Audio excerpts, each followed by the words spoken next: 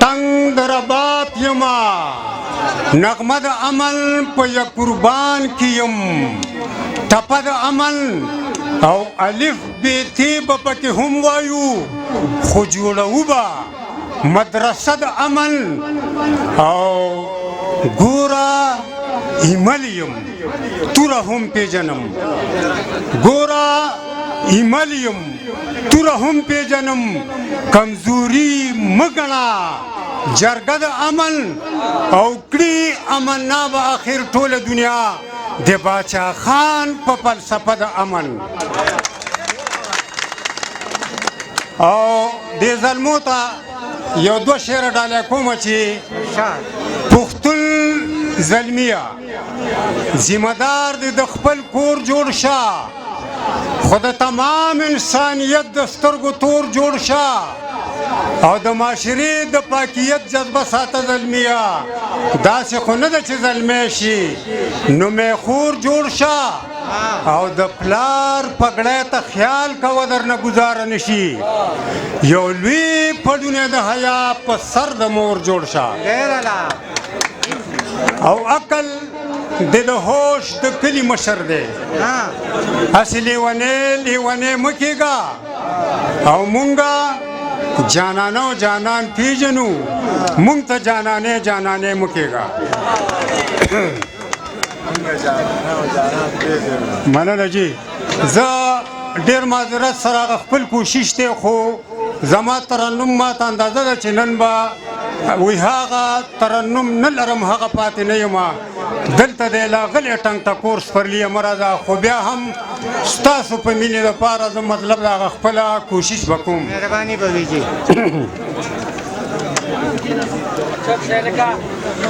چې راورېږي دلته اور کډې به چرته وړو چې کله کور شو راته ګور کډې به چرته وړو چې کله کور شو راته ګور کډې به چرته وړو دلته کې ویره د انسان اډو خندلی نشي دلته د کلي ماشومان لوبې کولی نشي دلته کې ژوند بني آدم تېرولی نشي دلته ډېره شو ودم خور کډې به چرته وړو چې کله کور شو راته ګور کډې به چرته وړو ما خو دشمن مدام وهلی دی شړلی مې دی دا ښکلی کور د پښتنو تنه ساتلی مې دی ګواهي کړي دا وختونو تختولی مې دی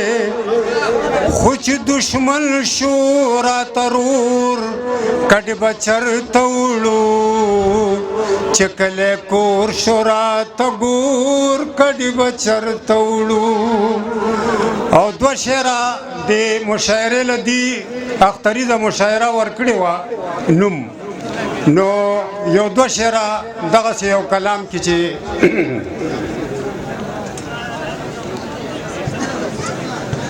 چې یار کلي کې نه وي نو اختر به څنګه وي چې تیر شي بید د نامازدیګر به څنګه وي چې یار کلي کې نه وي نو اختر به څنګه وي چې نه کښېني ځوانان پکې نو شاړې مهجرې شوې نو چې پیغلې ورته نه راځي ګودر به څنګه وي